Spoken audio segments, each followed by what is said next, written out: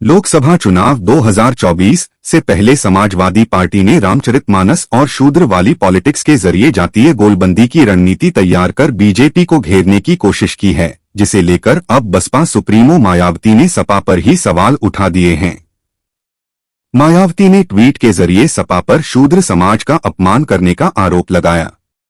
मायावती ने एक के बाद एक 4 ट्वीट किए और हर एक ट्वीट में सपा को ही खरी खोटी सुनाई है।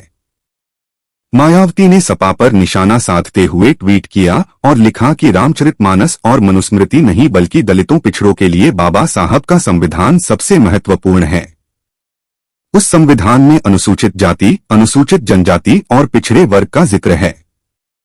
सपा जिस तरह से शूद्र कह रही है, ऐसे में वह समाज का बार बार अपमान कर रही है और बाबा साहब के संविधान की भी अवहेलना कर रही है।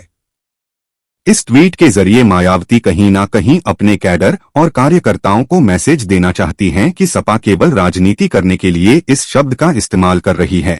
उसने सत्ता में रहते ना तो इस समाज के लिए और ना ही समाज के महापुरुषों का सम्मान किया है। इस दौरान मायावती ने 2 जून 1995 के गेस्ट हाउस कांड का भी जिक्र किया है, जब मायावती पर जानलेवा हमला हुआ था।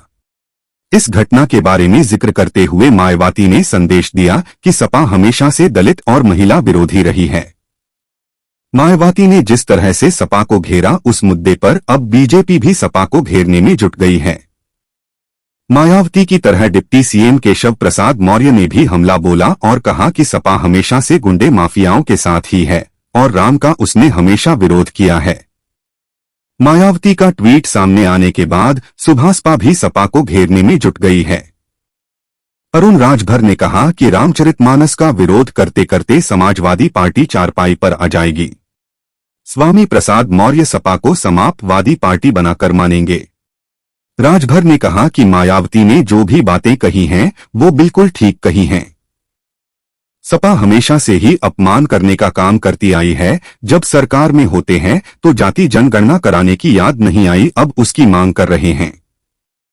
यह सत्ता में रहते हैं तो इनका चरित्र बदल जाता है।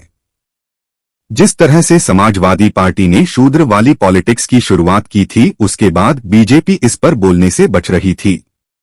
उसे लग रहा था कि कहीं इसका माइलेज सपा को ना मिल जाए, लेकिन अब मायावती ने जिस तरह से सपा पर सीधा हमला बोला है, ऐसे में बीजेपी भी अब सपा पर हमला करने में जुट गई है। मायावती की इस प्रतिक्रिया पर आपकी क्या राय है? हमें कमेंट बॉक्स में कमेंट जरूर करें।